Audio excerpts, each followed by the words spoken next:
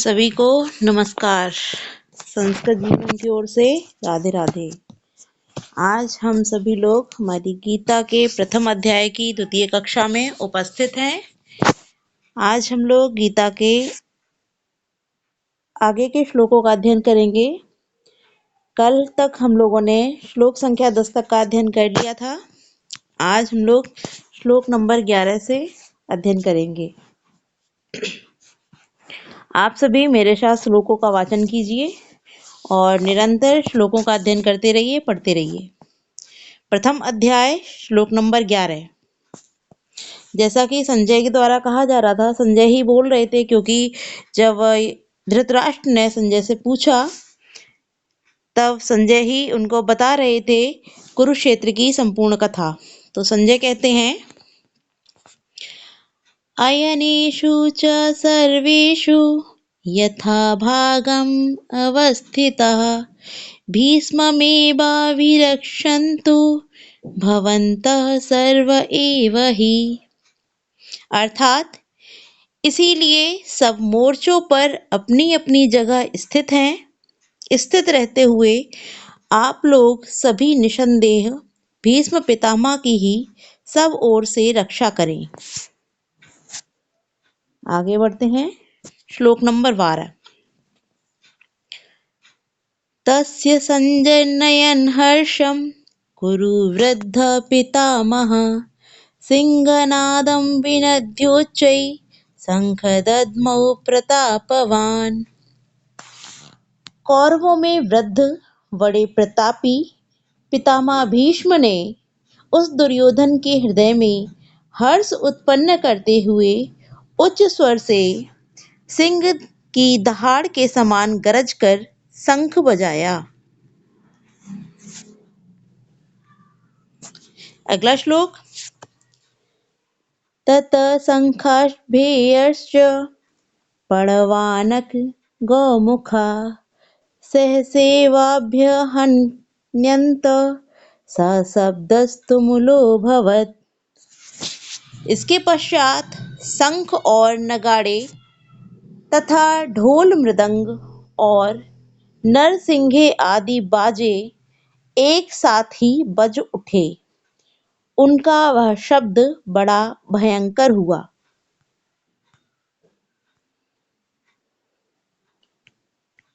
अगला श्लोक। ततः श्वेतैर्हयैर्युक्तैः महति चन्दने स्थितौ माधवा पाण्डवाश्चैव दिव्यो शंखो प्रदद्मतु।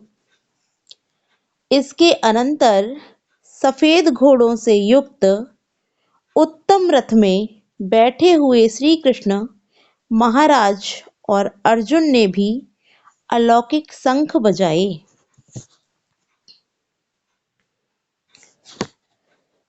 पांचजन्यं ऋषिकेशो देवदत्तं धनंजयः पौंड्रं दद्मो महाशंखं भीमकर्मावृकोदरः। श्री कृष्ण महाराज ने पांचजन्य नामक, अर्जुन ने देवदत्त नामक और भयानक कर्म वाले भीमसेन ने पौंड्र नामक शंख बजाया।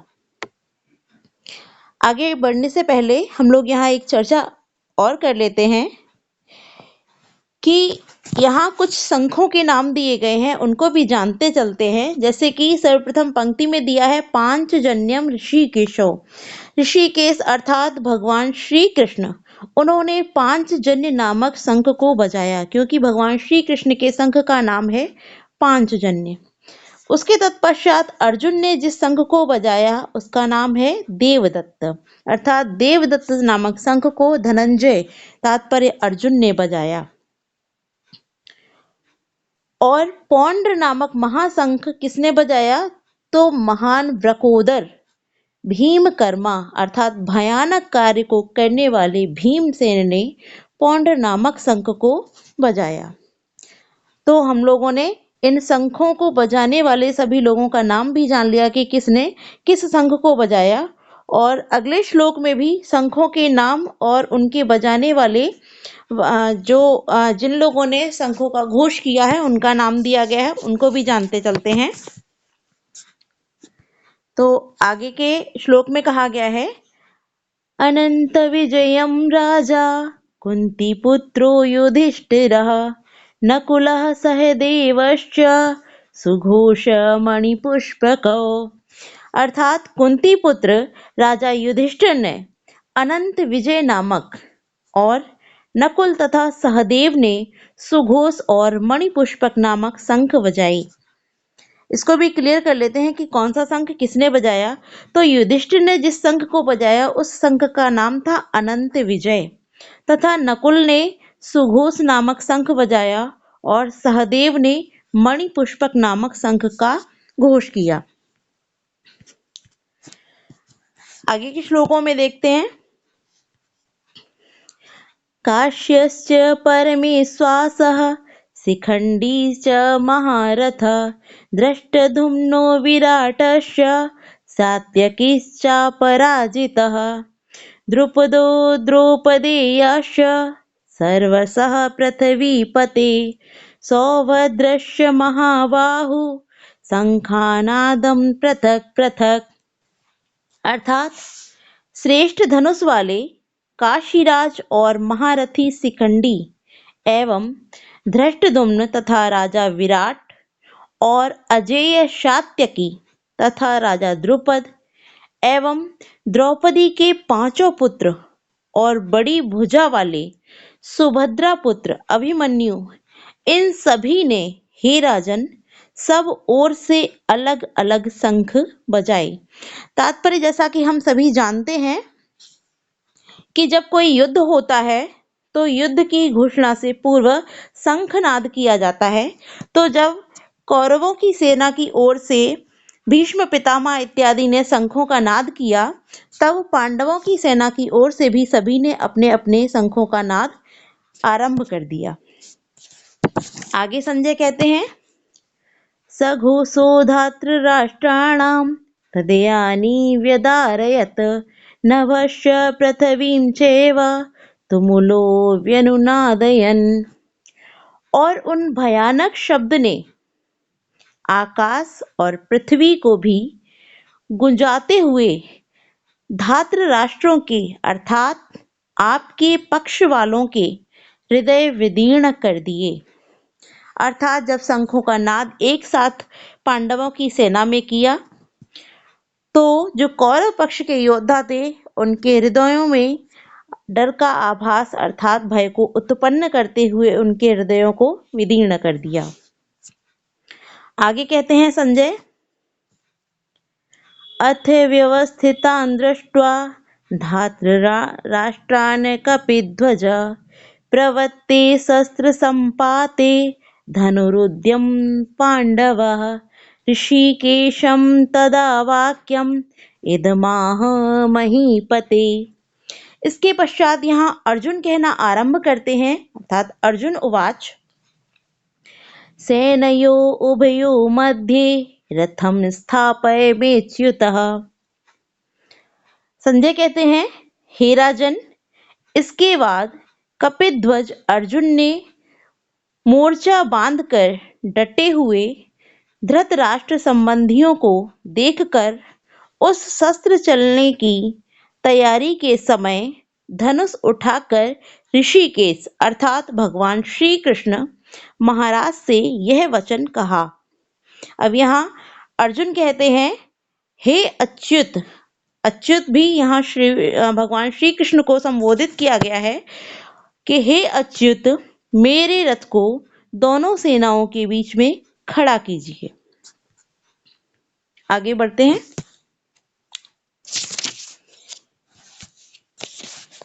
आगे कहते हैं, यावदेता निरीक्षेयं योद्धुकामानवस्थितान् कैर्मया सह योद्धव्यम् अस्मिन् रणसम उद्यमे। और अर्जुन कहते हैं, और जब तक कि मैं युद्ध क्षेत्र में डटे हुए युद्ध के अभिलाषी इन विपक्षी योद्धाओं को भली प्रकार देख लूं कि इस युद्ध रूप व्यापार में मुझे किन किन के साथ युद्ध करना योग्य है, तब तक उसे खड़ा रखिए। जैसा कि हमने श्रीमद् भगवत गीता का अध्ययन आरंभ करने से पूर्व ही इस विषय की चर्चा की थी कि जब कुरुक्षेत्र के मैदान में अर्जुन पहुंचते हैं, उससे पूर्व युद्ध करने से पूर्व अर्जुन भगवान श्री कृष्ण से कहते हैं कि हे केशव, हे माधव, मेरे रथ को दोनों सेनाओं के मध्य ले चलिए, ताकि मैं यह जान सकूं कि मुझे किन किन के साथ युद्ध करना है। उसी का वर्णन यहाँ गीता में किया जा रहा है आगे के श्लोकों में। आगे बढ़ते हैं हम लोग। हमारा जो श्लोक नंबर 23 है उसको देखते हैं। योत्स्यमानानवेक्षेयं य एतेऽत्र समागता धार्तराष्ट्रस्य दुर्बोधे युद्धे प्रियचिकीर्षवः। दुर्योधन का युद्ध में हित चाहने वाले जो ये राजा लोग इस सेना में आए हैं, इन युद्ध करने वालों को मैं देखूंगा। अर्थात यहाँ पर भी अर्जुन अपनी अभिलाषा को व्यक्त करते हुए कहते हैं कि हे केशव, मैं दुर्योधन की ओर से युद्ध करने वाले सभी का निरीक्षण करना चाहता हूँ, अर्थात जानना चाहता हूँ कि मुझे इसमें किसके किसके साथ युद्ध करना होगा। आगे संजय कहते हैं, संजय उवाच एवमुक्तो ऋषिकेशो गुडाकेशेन भारत सेनयो उभयो मध्ये स्थापयित्वा रथोत्तमम् भीष्मद्रोणप्रमुखतः सर्वेषां च महीक्षिताम् उवाच पार्थ पश्येतान् संवेतान् कुरुनिति। संजय बोले, हे धृतराष्ट्र, अर्जुन द्वारा इस प्रकार कहे हुए महाराज श्री कृष्णचंद्र ने दोनों सेनाओं के बीच में भीष्म और द्रोणाचार्य के सामने तथा संपूर्ण राजाओं के सामने उत्तम रथ को खड़ा करके इस प्रकार कहा कि हे पार्थ, युद्ध के लिए जुटे हुए इन कौरवों को देख। अर्थात जिनके साथ तुम्हें इस कुरुक्षेत्र में युद्ध करना है, उन सभी को यहाँ पर तुम देख लो। तो आज हम लोगों ने श्लोक नंबर 11 से लेकर के और 25 तक के श्लोकों का अध्ययन किया। आगे की कक्षाओं में भी हम लोग गीता के श्लोकों का अध्ययन करते रहेंगे। आज के लिए इतना ही। आप सभी को वीडियो कैसी लगी कमेंट करके अवश्य बताएं। यदि आपको वीडियो अच्छी लगती है तो वीडियो को लाइक शेयर करें और अपने सभी सहयोगियों को या सहपाठियों को, जो भी लोग गीता का अध्ययन करना चाहते हैं, उन सभी को हमारे चैनल के साथ अवश्य जोड़ें। धन्यवाद।